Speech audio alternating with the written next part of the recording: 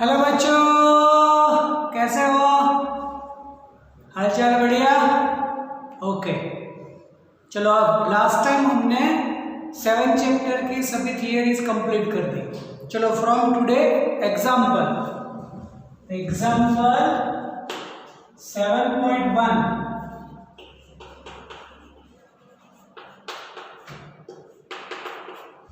क्या दिखा देखो 7.1 में बोला है कोई भी एक ऐसा इक्विलेटर ट्रायंगल जिसकी लेंथ 0.5 मीटर है सभी साइड्स की, and our interest to calculate its centre of mass where their masses are 100 gram, 150 gram and 200 ग्राम।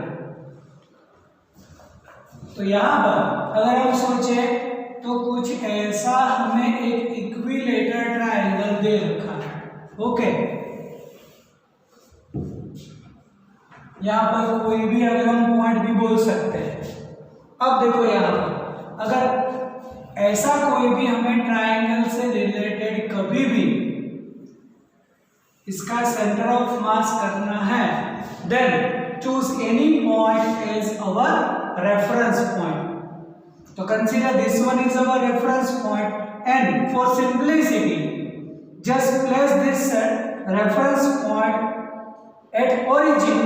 इसका मतलब इसको मैं x एक्सिस और इसी को मैं एज ए y एक्सिस बोल दूं, then this is called our origin means reference point। अब यहाँ पर according to the textbook points बोल देते हैं ए एंड बी, मतलब triangle O A and B. चलो यहां पर कुछ मास हम बोल देते हैं इसका m1, m2 और here m3। That what we can say m1 दिया है हमें 100 gram, just convert in KG, तो divided by 1000 means 0.1 KG. Okay, m2 150 gram, therefore 0.15 kg, and m3 is 200 gram means 0.2 kg। जैसे हमें मासेस दे रखे, and the length of each side of the triangle is 0.5 metre. then अगर हम ऐसा बोल दें कि from figure what about r1 means the coordinate of m1, so m1 is an origin, that's why the coordinate of m1 is 0 0। चलो what about r2 means coordinate of m2 तो यहां पर है, इसके कोऑर्डिनेट तो वो x एक्सिस पर कितना हुआ 0.5 क्योंकि उसकी लेंथ 0.5 है, और y एक्सिस पर तो 0 है, मतलब मैं बोल सकता हूं 0.5 एंड 0 मीटर है। समझ में? अब जो है वो r3 मतलब कोऑर्डिनेट ऑफ m3 यहां इसके कोऑर्डिनेट क्या होंगे? तो यहां पर इक्विलेटर ट्रायंगल है, ये साइड भी 0.5 metre, this one is also 0.5 metre, equilateral है इसीलिए ये एंगल बनेगा 60। तो देखो ये जो लेंथ है OB जिसकी length 0.5 metre makes angle 60 degree with x axis. तो हमें उसके x और y के ऊपर कंपोनेंट मिल सकते हैं, जिधर का कोण उधर का cos, मतलब यहाँ पर इसका cos कंपोनेंट मिलेगा और यहाँ पर y कंपोनेंट मिलेगा, और x और y जो कंपोनेंट है बस वही यहाँ पर हमारा कोऑर्डिनेट होगा। मतलब अगर यहाँ पर मैं जनरल फॉर्म में लिख दूं कि अगर इसकी लेंथ में a कंसीडर कर दूं, then a cos theta and a sin theta are the coordinate, क्योंकि ये a तो a cos थीटा और a sin theta, that's why यहाँ पर ये 0.5 cos 60 and 0.5 sin 60। always triangle में जो थर्ड पार्ट है अगर उसका कोऑर्डिनेट हमें चाहिए तो क्या करना पड़ेगा, लेंथ का as a cos component as a x और y as a sine component, मतलब 0.5 cos 60, 0.5 sin 60, like a cos 60 and a sin 60. चलो then cos 60 1/2, तो 1/2 0.5 मतलब 0.25 हो जाएगा। sin 60 √3/2 मतलब 0.5/2 तो 0.25 हो जाएगा और इनटू √3 मीटर। ओके चलो अब हमें चाहिए उसका सेंटर ऑफ मास, तो पहले एक्सियम करते हैं, मतलब एक्स एक्सिस, इसका मतलब m1 x1 m2 x2 m3 x3 divided by m1 plus m2 plus m3। तो देखो m1.1 x1, इसको हम x1, ये x2 और ये x3, y1 y2 and y3 बोल सकते हैं। तो m1 x1 तो इसके साथ 0 हो जाएगा, फिर m2 0.15 x2 0.5 m3 0.2 and x3 मतलब 0.25 divided by 0.1 0.15 and 0.2 m1 plus m2 plus m3। चलो तो इसका मल्टीप्लिकेशन क्या होगा, 15 5 75, लेकिन ये होगा 0.075 प्लस 25 2 50 0.050 डिवाइडेड बाय, ऐड करो तो ये 0.3 तो 0.45 हो जाएगा। ओके तो ये हो गया हमारे लिए XCM। चलो इसको ऐड कर दो, अब ऐड करने जाओगे तो ये मिलेगा तुम्हें 0.125 डिवाइडेड बाय 0.45। चलो इसके तुम पॉइंट कैंसिल करो तो 125 डिवाइडेड बाय 450। ओके और कैंसिल करोगे तो 5/80 मीटर। ओके चलो ऐसे y कोऑर्डिनेट YCM तो बोलेंगे m1 y1 m2 y2 m3 y3 upon m1 plus m2 plus m3। m1 y1 0, m2 y2 वो भी 0, m3 0.2 y3 0.25 √3 अपॉन इसका एडिशन करोगे तो 0.45 तो मिलेगा। ओके चलो अब ये हो गया तुम्हारे लिए 0.05 √3 अपॉन 45। ओके चलो अब मैं यहाँ पे लिख रहा हूँ YCM।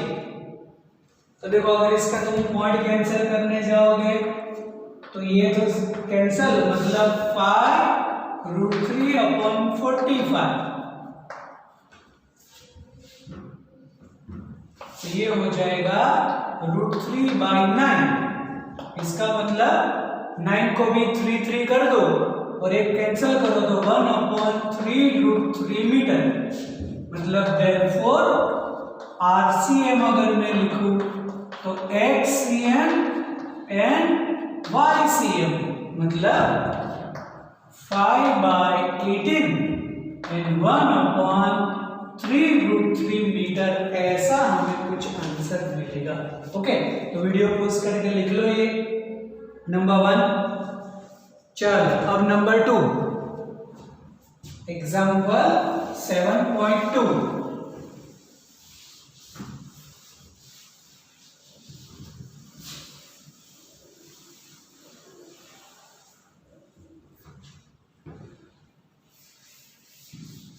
चलो क्या है 7.2 में हमें कुछ ऐसी कुछ लेमिनार बॉडी दे रखी है और बोला है कैलकुलेट सेंटर ऑफ मास। तो ऐसी कुछ लेमिनार बॉडी हमें दे रखी है। एक कोऑर्डिनेट टेक्स्ट बुक अगर नाम दे दे तो ये L M N N। अब यहाँ पर कोई भी हमें मास नहीं दे रखा, कोई भी कोऑर्डिनेट नहीं है, उसका अगर सेंटर ऑफ मास निकालना है तो कैसे करें? तो देखो यहाँ पर सबसे पहले क्या करो, ऐसी लेमिनार बॉडी MN के पैरेलल इसको छोटी स्ट्रिप्स में डिवाइड करो। चलो एक स्ट्रिप में ले लो ऐसे, उसका सेंटर ऑफ मास कहाँ होगा? उसके सेंटर पर होगा। The centre of mass of the small strip at the centre. फिर सेकंड स्ट्रिप ले लो, मतलब इससे पैरेलल लाइन ड्रॉ करो, इसका तो सेंटर ऑफ मास ऐसे होगा। ऐसे में बहुत सारे स्ट्रिप ड्रॉ करो parallel to the base MN, then centre of mass remains on this line. सभी के सेंटर ऑफ मास इसी लाइन पर होगा। ऐसे ही अब LN के पैरेलल स्ट्रिप सोचो जिसका सेंटर ऑफ मास, दूसरा ले लो ऐसे स्ट्रिप, ऐसी बहुत सारी स्ट्रिप, सभी का सेंटर ऑफ मास ऐसी लाइन पे रहेगा। ऐसे ही LM के पैरेलल करो तो उसका सेंटर ऑफ मास भी ऐसी लाइन पर रहेगा। तो तीनों के सेंटर ऑफ मास जो पॉइंट, मतलब जो लाइन है, जो पॉइंट पर इंटरसेक्ट करे, एक पॉइंट पर common point, this is called centre of mass of the laminar body. By this way we can calculate it. हाँ, इसको ऐसे जनरल फॉर्म में तुम्हें आंसर लिखना है, उसका कोई दूसरा मेथड नहीं है। चलो नंबर 3 में भी कुछ L शेप बॉडी हमें दे रखी है। करो डायग्राम ड्रॉ करो उसका, तुम भी, मैं भी कर रहा हूं, तुम भी करो।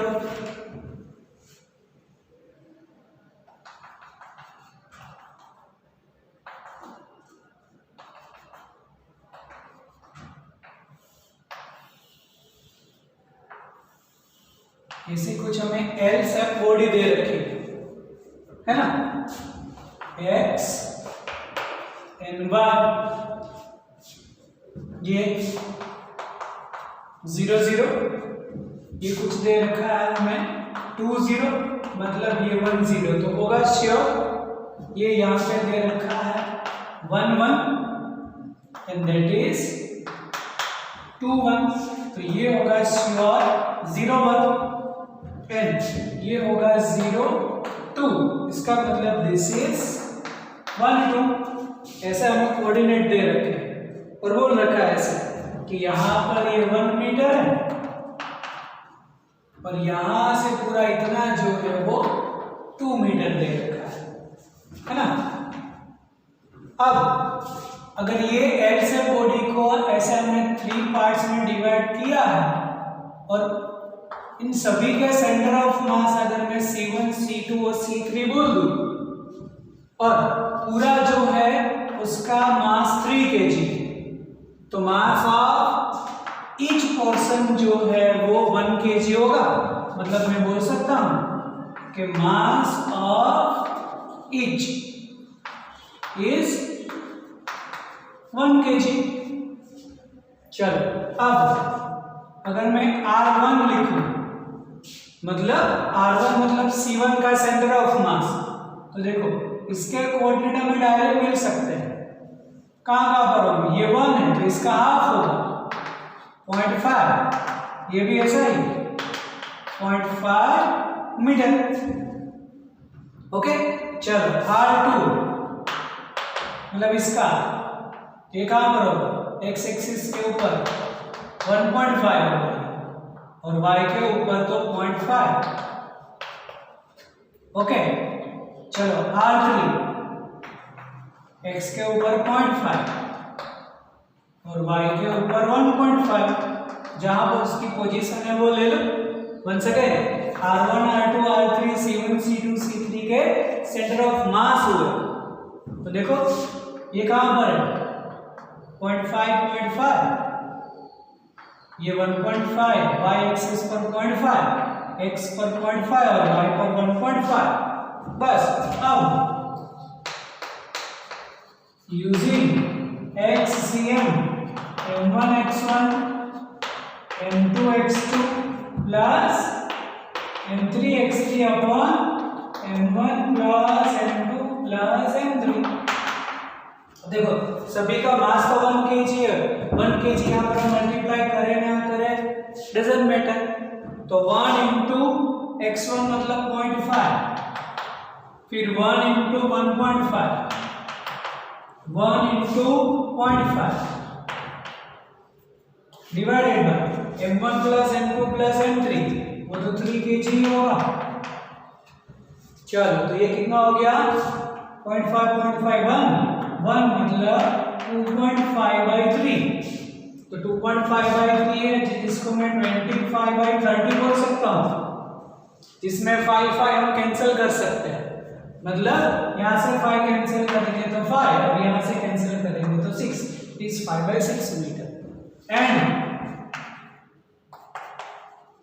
अब YCM तो वैसे ही m1/1 m2/2 m3/3 upon m1 plus m2 plus m3। m1 तो 1 ही है, मतलब 1 2 3 तीनों का मास तो सेम ही है। ये 0.5 plus 0.5 plus 1.5 divided by 3। Then what about the YCM? Same to same ही रहेगा, 0.5/3 मतलब 5/6 मीटर। Therefore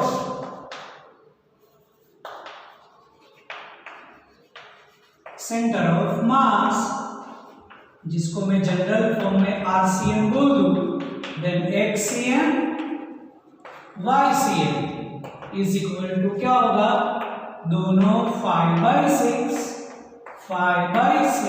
metre.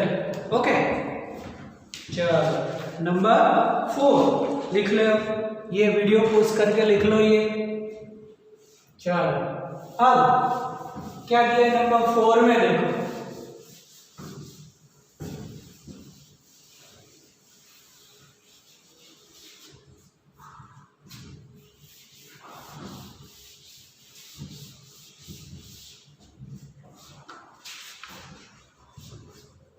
नंबर 4 7.4 पूछा हमें the scalar product and vector product for this two vectors. First vector given a 3r minus 4j plus 5k and b is a minus 2r plus j minus 3k. This type of two vectors are given. And ask about the dot product and cross product, मतलब scalar product and vector product. तो पहले scalar ले,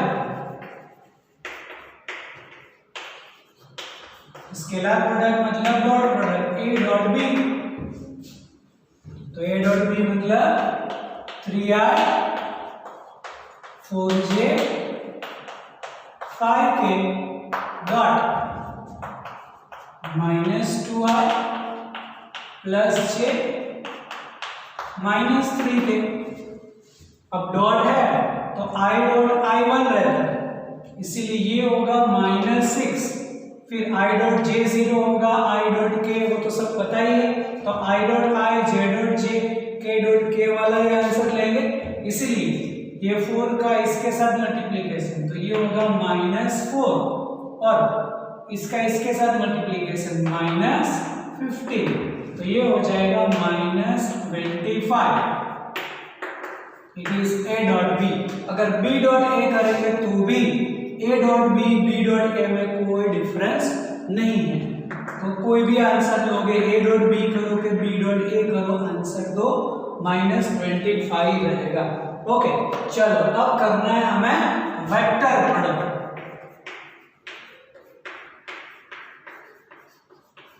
तो vector product मतलब a cross b। देखो cross है इसीलिए हम डिटरमिनेंट लेंगे, आई जे के, याद करो क्रॉस में हमने बोला था आंसर के लिए डिटर्मिनेंट इजी रहेगा, तो आई जे के ए क्रॉस बी लिखा है इसीलिए ए पहले 3 -4 and 5 b -2 1 and -3।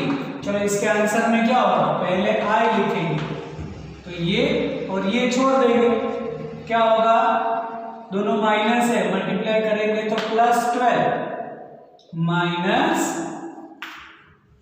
-5। चलो फिर सेंटर वाला नेगेटिव -j, ये और ये छोड़ देंगे, ये होगा हमारे लिए -9 और -10, लेकिन माइनस होता है तो माइनस माइनस प्लस हो जाएगा, आ रहा है समझ में। ये j के लिए करेंगे तो ये -9 और माइनस फिर -10 तो माइनस माइनस प्लस n के, तो ये होगा हमारे लिए 3 माइनस, देखो ये 8 तो माइनस माइनस प्लस होगा, लेकिन माइनस है इसीलिए -8 तो रहेगा ही।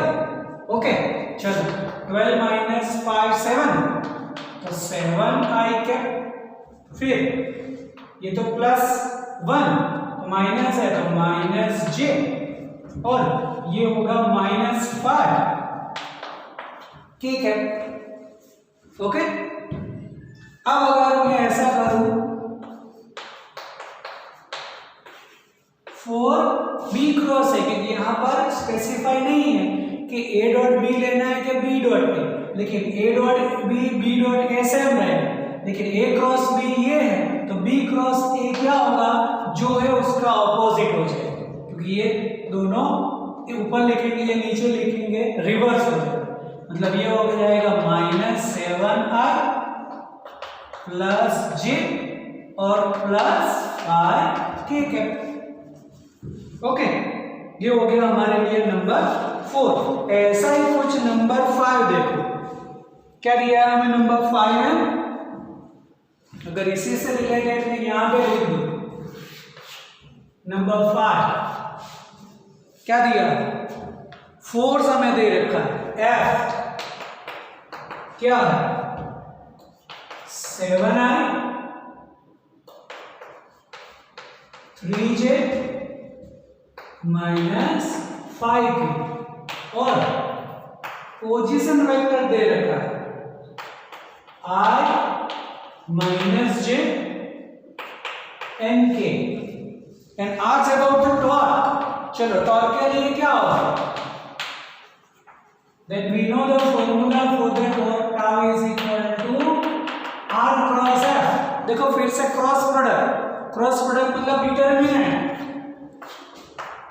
I J N K, यहाँ पर मिस्टेक ना हो इसीलिए देखो कि R क्रॉस F, इसलिए पहले R वाला लिखेंगे 1 -1 N1 फिर F 7 3 -5। चलो आप सॉल्व करो इसको, I ये तो हो गया मल्टीप्लाई में माइनस माइनस प्लस और ये -3 -j ये हो जाएगा -5 -7 + k 3 -7 ये कितना होगा 2i, ये -12 +12 और +10 ठीक है। ओके देखो क्लियर, वीडियो पॉज करके लिख लो ये।